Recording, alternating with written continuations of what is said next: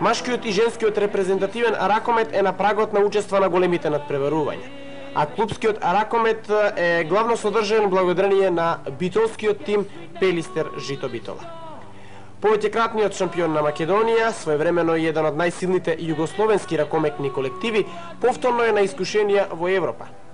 По неколку успешни сезони во Купот на европските шампиони и Купот на националните куп победници, конечно стигна и учество во најмасовното и најмногобројното надпреварување, Купот на Европската ракометна унија, Купот на ЕХФ.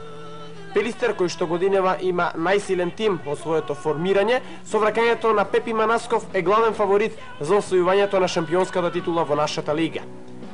Меѓународниот куп на ЕХФ е нешто сосема друго. На стартот од надпреварувањето убава ждрепка и солиден противник од Летонија. Спорт Риба не беше достоен ривал на битолските момчиња, кои што двата надпревари во Битола ги добија со фантастични 15, односно 17 гола разлика. Тоа беше најава за дуелот против Фленсбург Хандевит, актуелниот освојувач на купот на ЕХФ, надпревар од осми на финалето. Се чини Пелиштер не можеше да добие посилен противник, со оглед на тоа што Фленсбург и другиот германски представник Кил, според букмекерите се најсилни тимови во купот на ЕХФ.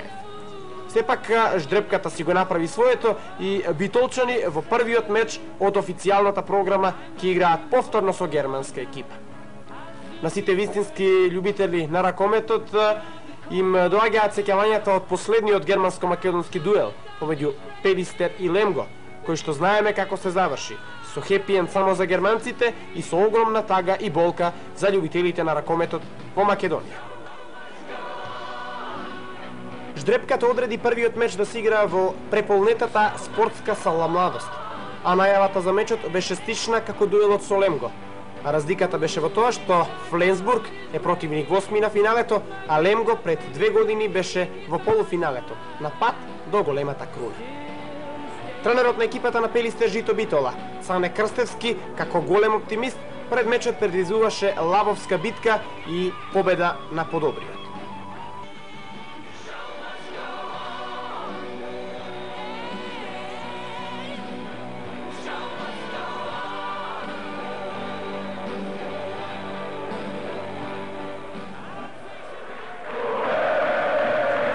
Во последните неколку години Фленсбург е еден од најдобрите германски тимови.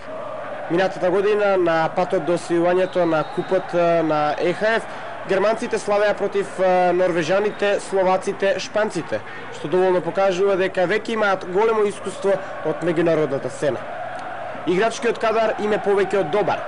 На голот Јан Холперт, според многумина најдобриот германски голман и сигурно голман кој што ќе брани на големите надпреварувања представувајќи ја Германија. Најсилното оружје се крилата кои што доаѓаат од Скандинавија, Кристијан Херминт на десната и Ларс Кристијансен на левата страна. Од скандинавците го извојуваме и тандемот организатори на играта, Јан Еге Јоргенсен и Роджер Киендален. Најдобриот германски репрезентативец во Фленсбург Хандевит за наша среќа е повреден. Се работи за Јан Фектер, бившиот соиграч на Пепи Манасков од тимот на Хамер. Клупата е можеби најслабиот дел на тимот на Фленсбург Хандевит. Холгер Шнадер и Мортен Бјере се чини се единствените ракометари кои што можат од клупата да влезат во игра и да направат пресврт. Да не го заборавиме и кружниот напагач, времешниот Матијас Хан, кој што игра како во својата прва младост. Тренер на екипата е извоениот Фрис Хансен, кој што долго време е прв кормилар на екипата на Фленсбург Хандевит. Поголемо запознавање не е потребно.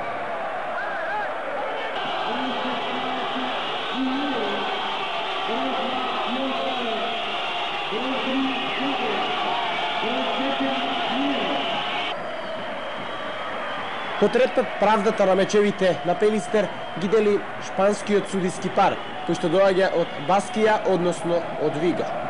Возбудувањата низ 60 ракометни минути помеѓу Пелистер Жито Битола и Фленсбург Хандевит, Тера телевизија ви ги прикажува одеден поинаков, многу поинтересен од оној обичниот агол.